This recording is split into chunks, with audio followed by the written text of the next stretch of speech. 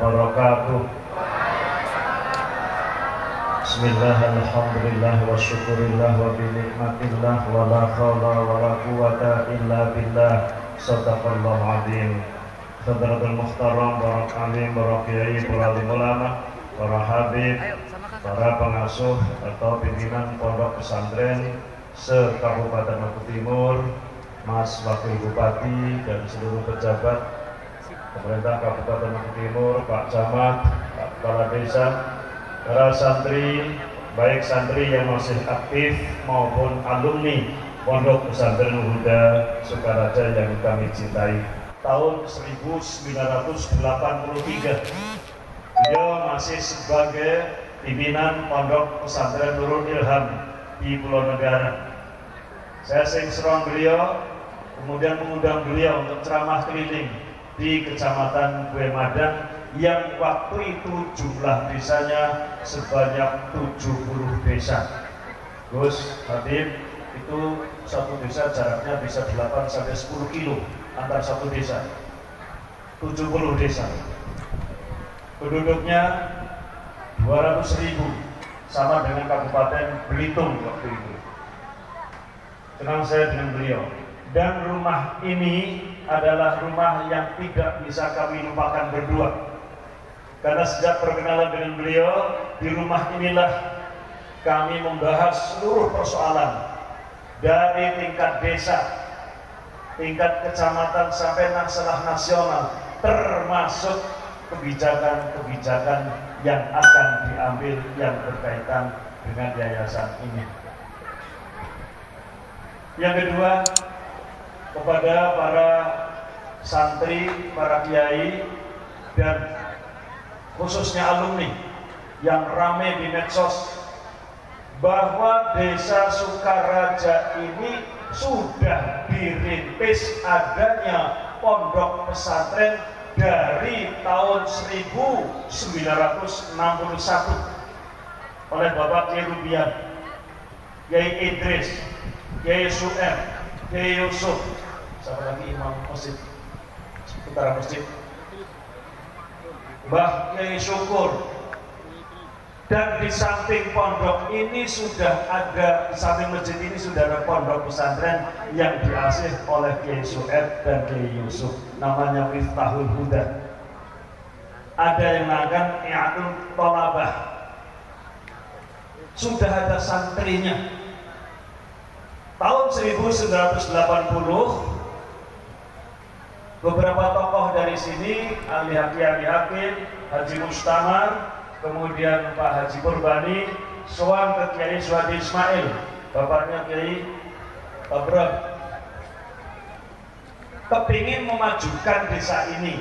Dikasih tahu oleh Kiai Ismail, kayak lo ada santri yang baru pulang dari Jawa yang sudah saya tempatkan di Raman Agung, ternyata tidak kerasan, namanya Kiai Fandi DBK 14, maka dijemputlah untuk ke sini. Salah satu yang masih hidup menjemput beliau adalah Kiai Haji Muhammad Mursyid, dijemput untuk ke sini memajukan dan meneruskan, bukan merintis. Tolong diingat, bukan perintis, perintisnya Kiai Rubian.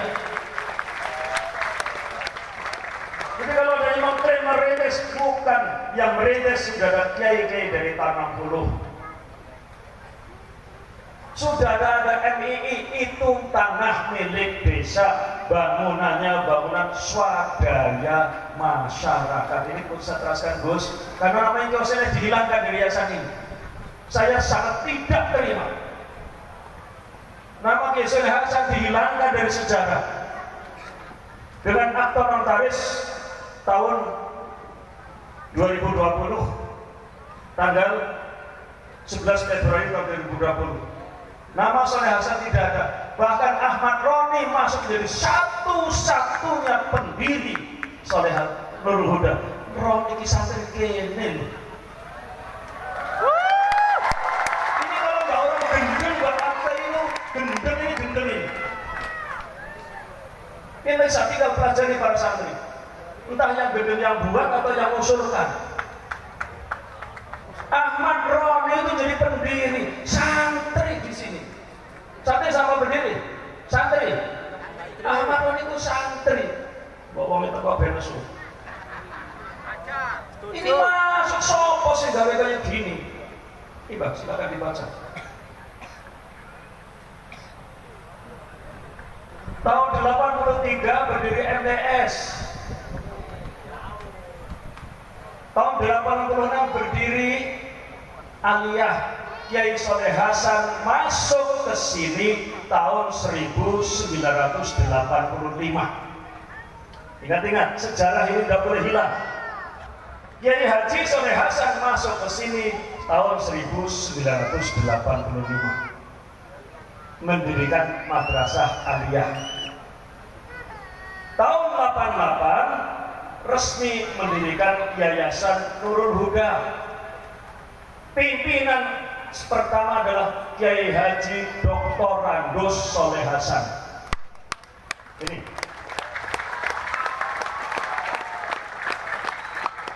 Pendirian rapat ini dilaksanakan di rumah Haji Mustamar. Itu ibunya saya tanya, saya yang bikinkan minumannya. Rapat desa, rapat desa. Ini harus klarifikasi kepada para santri agar tidak terjadi simpang siur sejarah. Sekarang ada pengkultus individual terhadap seseorang dengan suruh membuat surat pernyataan. Pernyataan itu boleh kepatuhan kepada yayasan, bukan kepada individu.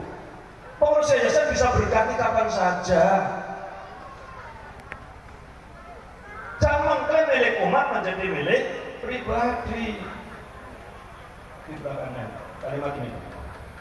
Pendiri satu-satunya hilang nama Soleh Hasan. Saya gak ikhlas bapak sekalian.